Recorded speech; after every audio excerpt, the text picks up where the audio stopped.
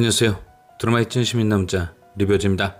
드디어 정체가 밝혀진 사탄이 너무 약골이라 호명했던 박신혜 김지영 주연의 참교육 사이다 스릴러 지옥에서 온 판사.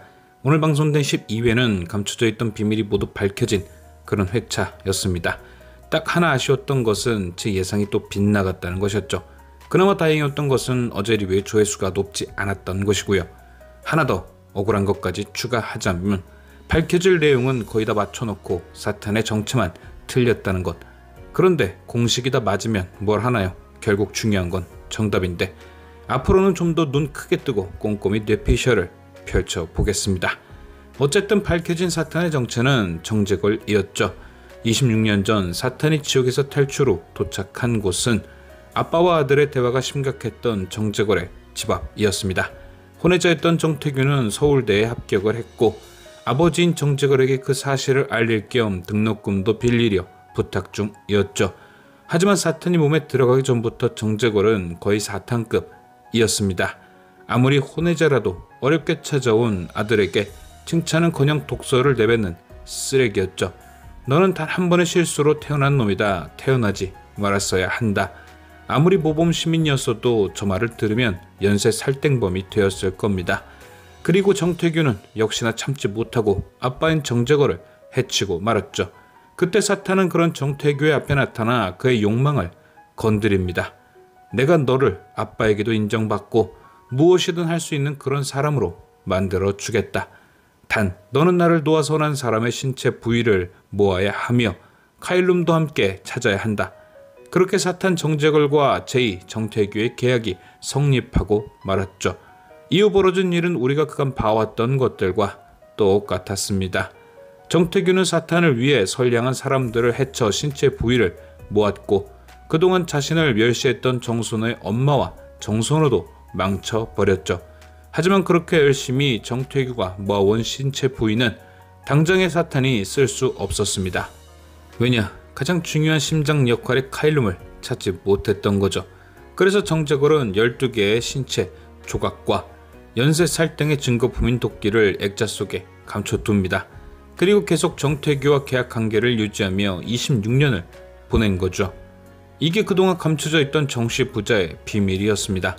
그리고 오늘 12회 강빛나가 그 비밀을 풀어낸 것이죠. 강빛나는 정선호를 이용해 두 정씨 부자를 흔들었습니다.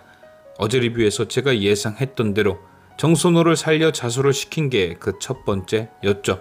그가 경찰서에서 제이가 누군지 밝히진 않았지만 증거인 도끼를 들고 갔던 게 포인트였습니다.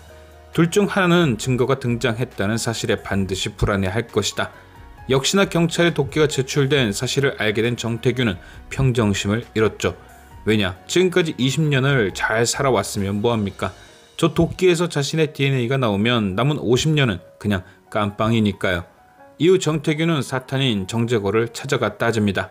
도대체 액자 안에 있던 도끼가 왜 경찰서에 가 있는 것이냐?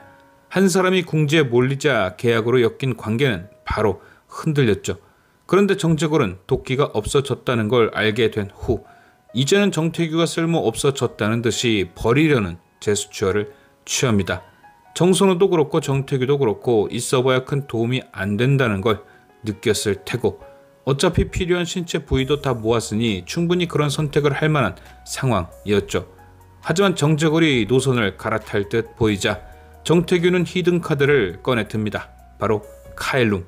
어제 리뷰에서 이미 제이가 카일룸을 찾았고 그것으로 사탄을 협박할 거라 예상했는데 딱 들어맞은 거죠. 역시나 정태규는 카일룸을 이미 찾았다며 정제걸을 협박합니다. 하지만 인간이 악마를 이기긴 힘들었고 사탄의 환상에 빠진 정태규는 카일룸을 뺏기죠. 이후 이 모든 장면을 거울로 본 강빛나가 사탄을 찾아왔고 뭔가 아쉬운 격투 후에 그를 지옥으로 보냅니다. 그래도 명색이 바알과 맞먹는다는 지옥의 2인자 사탄이었는데 다른 악마들의 우려와 달리 사탄이 너무 약했죠. 이 정도면 왠지 아롱이가 싸웠어도 이겼을 것 같은? 어쨌든 이렇게 사탄은 지옥으로 소환되고 정태규는 한다원의 손에 잡히게 됩니다. 그런데 이후 강빛나를 찾아온 바엘은 묘한 주문을 강빛나에게 하게 되는데요. 그녀가 사탄을 잡았으니 모든 죄를 사하여 준다며 마지막으로 재판에서 정태규를 풀어준 뒤 죽여 지옥으로 보내라고 하죠. 이후 많은 시청자들의 추측이 등장했습니다. 사탄이 너무 쉽게 죽은 것도 이상하고 바엘이 너무 뜬금없는 주문을 하는 것도 이상하고 왠지 이 모든 게 사탄의 환상 같다는 추측. 즉 사탄이 환상으로 정태규를 속였던 것처럼 강빛나 또한 아직 사탄과 비밀 공간에 있는 중이고 이 모든 건 환상에 빠진 것이라는 의견인 거죠. 사실 저도 처음에는 긴가민가 했습니다. 사탄이 너무 쉽게 끝나버린 게 의아했으니까요. 충분히 저렇게 생각하는 것도 납득이 된 거죠. 솔직히 그렇게만 되면 2회차를 남겨두고 끝내주는 반전이 될 것 같기도 하고요. 그런데 곰곰이 드라마가 진짜 말하고자 하는 게 뭘까 생각해 봤을 때 저는 남은 2회차를 다시 사탄을 부활시키고 이야기를 반전으로 가져가고 이렇게 마무리하진 않았을 것 같았습니다. 왜냐? 처음부터 지옥에서 온 판사는 우리에게 끊임없이 정의란 무엇인가에 대해 고민하게 했거든요. 그래서 다 악마의 이름이지만 주인공인 유스티티아만이 정의의 여신에서 이름을 따온 것 같기도 하고요. 그래서 제가 생각하는 남은 2회차는 바로 초반에 악마 판사였던 유스티티아가 진정한 정의의 여신으로 달라지는 모습이 등장할 듯 싶습니다. 기분 내키는 대로 강빛나의 재판을 하던 그녀가 이제는 진짜 재판을 하게 되는 거죠. 그래서 마지막에 두 가지 갈림길을 그녀에게 던진 듯 합니다. 하나는 바엘의 주문, 피해자들 생각하지 말고 빨리 지옥으로 보내라. 그렇지 않으면 너는 죽게 될 것이다.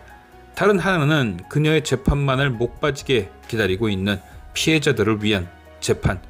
이게 그녀의 마지막 숙제인 것이죠. 정태규를 지옥으로 데려가 다시 살땡지옥의 판사로 바엘의 후계자가 될 것이냐, 아니면 피해자들을 위해 정태규에게 어울리는 판결을 내린 뒤 죽을 것이냐. 그동안 수많은 사연들을 겪으며 변화한 강빛나에게 던져진 마지막 숙제.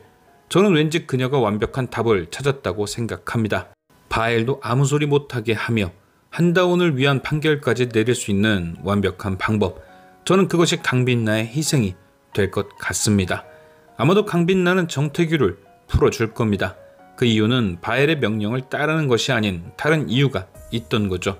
정태규가 26년 전 저질렀던 연쇄살땡은 이미 공소시효가 끝이 났습니다. 즉 아무리 강빛나가 바엘의 명령을 거부하고 피해자들을 위한 판결을 해도 정태규는 생각보다 적은 벌을 받을 확률이 큰 거죠. 또한 정태규는 이미 국회의원들이나 검찰 고위층에 약을 쳐놨습니다. 횡량이 적은 것도 문제지만 아주 벌을 받지 않을 가능성도 생기는 거죠. 그렇다면 과연 지금 정상적인 재판을 한다고 해서 그게 과연 피해자들의 눈물을 닦아줄 수 있을까요? 어림도 없죠. 그래서 강빛나는 정태규를 풀어주는 겁니다. 뭔가 자신에게 이득이 되는 어떤 것이 있는 것처럼 그와 거래를 하는 거죠. 하지만 강빛나의 머릿속에는 다른 꿍꿍이가 있습니다. 바로 그렇게 풀려난 정태규를 살살 약올려 그가 자신을 해치게 만드는 것이죠. 예고편에 강빛나가 공격받는 장면도 그것일 테고요. 만약 이렇게 정태규를 약올려 공격을 받는다면 그는 그냥 형사 하나 죽인 범인이 아닌 게 됩니다. 바로 현직 판사를 해친 그런 사람이 되는 거죠. 강빛나는 정태규에게 죽임을 당했으니 바엘의 훈계를 따로 들을 필요가 없고 정태규는 현직 판사를 해쳤으니 굉장히 무거운 벌을 받게 됩니다. 비록 강빛나가 죽게 되었지만 정태규가 큰 벌을 받게 되며 피해자들의 눈물을 닦아주게 되는 거죠. 그리고 저는 왠지 이러고 지옥으로 간 유스티티아를 바엘도 벌 대신 칭찬을 내릴 듯 싶은데요. 이제서야 자신의 후계자에 걸맞는 그런 판사가 된 것을 기뻐하는 거죠. 과연 마지막이 될지도 모르는 이 뇌피셜은 딱 맞아떨어지는 결론에 도달하게 될지. 지금까지 시청해주신 여러분께 감사드리며 리뷰제는 또 다른 리뷰로 돌아오겠습니다.